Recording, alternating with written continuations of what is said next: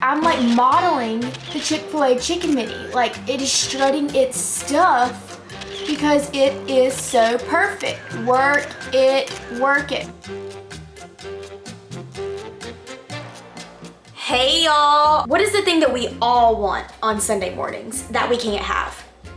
If you said Chick-fil-A, you're right. Okay, I love Chick-fil-A breakfast. And Sunday mornings are the days that I crave it the most. Well, I have a solution for that problem. I am going to show you how to make homemade chicken minis. And y'all, let me just tell you, it is so easy and so delicious and tastes just like the real thing. You're gonna forget that Chick-fil-A is actually closed on Sundays.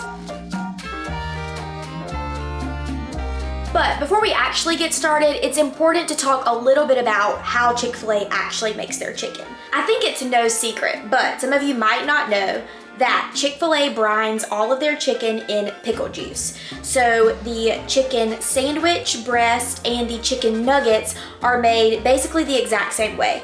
I went on myrecipes.com and found a recipe for Copycat Chick-fil-A chicken sandwich.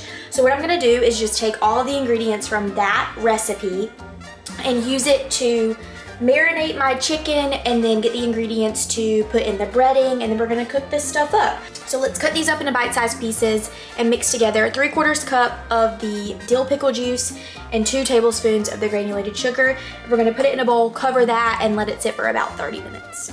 2 12-ounce chicken breasts yielded 35 nuggets, which is a ton of nuggets. I need 3/4 cup of this dill pickle juice. So there we have 3/4 cup. And with nuggets, look at that, yum yum. And then 2 tablespoons of granulated sugar. And I'm going to toss this together. Okay, so everything is in here. I covered it with plastic wrap, and I'm gonna put it in the fridge for about 30 minutes, and then we will be ready to batter them up. First ingredient to the batter is 1 1/4 cups of all-purpose flour, 3 tablespoons of cornstarch. Then we need 2 tablespoons of powdered sugar, which powdered sugar and sugar in general is not a typical ingredient in most fried chicken recipes, but that is what gives the Chick-fil-A chicken that signature taste, is the powdered sugar. And then another ingredient that is also not common in fried chicken batter recipes is powdered milk. 1 1/2 teaspoons of kosher salt and 1 teaspoon of black pepper. I also need 1/2 teaspoon of paprika, 1/2 teaspoon of baking powder, and 1/4 teaspoon of baking soda. Okay, I have my dry ingredients off to the side, and I need to measure my wet ingredients to put in a separate bowl. So I need 1/3 cup of whole buttermilk, 1 large egg, 1/4 teaspoon of cayenne pepper, and then we are going to whisk that up. Once your buttermilk, egg, and cayenne are whisked up really well, that is all you need.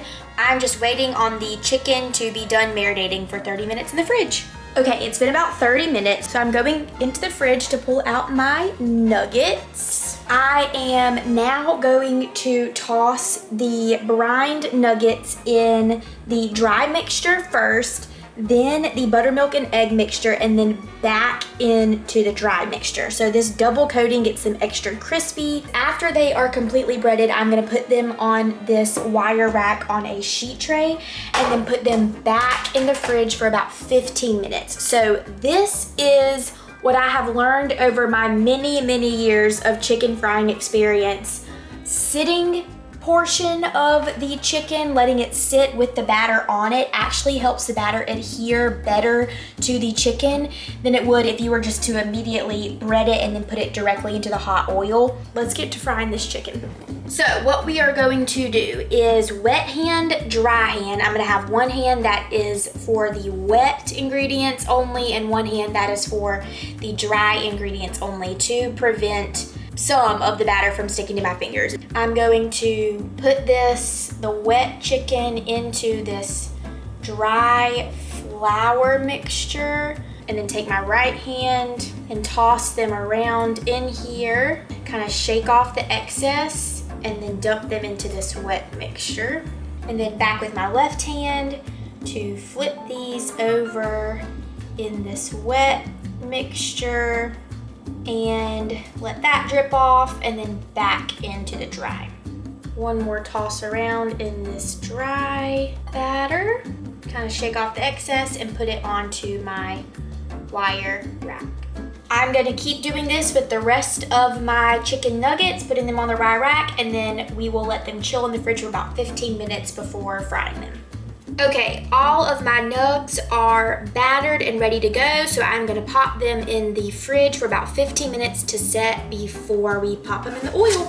So one really important thing that I just thought about after I put the chicken nuggets in the fridge to chill before frying them is that there is some sort of like a sweet honey butter concoction on top of the yeast rolls that the nuggets go in to make the chicken minis. So my best guess at this is that it's like a honey butter. So what I'm gonna do is mix together some honey and some butter and put that in the microwave and melt it, and then brush it on top of my Sister Schubert Parker House rolls. So I've already baked the Sister Schubert rolls all the way in the oven, but I'm just gonna brush them with this honey butter and put them back in to kind of heat up and get a little bit sweet on the top. I'm going with about 3 tablespoons of salted butter.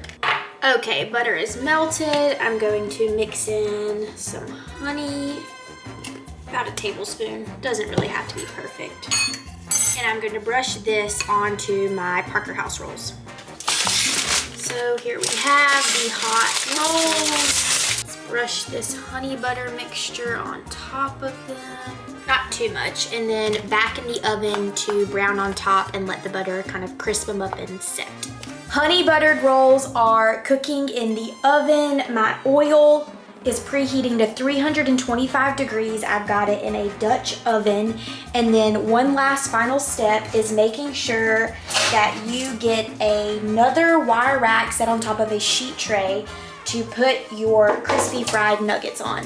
So when people fry, sometimes they can lay them on a paper towel. Letting the chicken sit on a paper towel kind of makes it soggy on the bottom, and putting it on a wire rack helps keep it crisp all the way around. Peanut oil is crucial, so I need about 2.5 cups of peanut oil, which is about 1 inch of the skillet in there to fry these nuggets. All right, first batch of nuggets into the hot oil. Here we go. Okay, second batch going in. Look at these crispy golden nugget perfections. Smells like Chick-fil-A, looks like Chick-fil-A. I mean, y'all. Now, I'm not at Chick-fil-A, so I have done the best that I can to get the red and white color palette here with my checkerboard parchment paper. And I have my Parker House yeast rolls that I'm going to split in the middle here, like so. Oh my goodness, look at this. And then I'm gonna stuff it with a nug. Oh, y'all! And they don't cut through the rolls all the way. They like leave the end intact.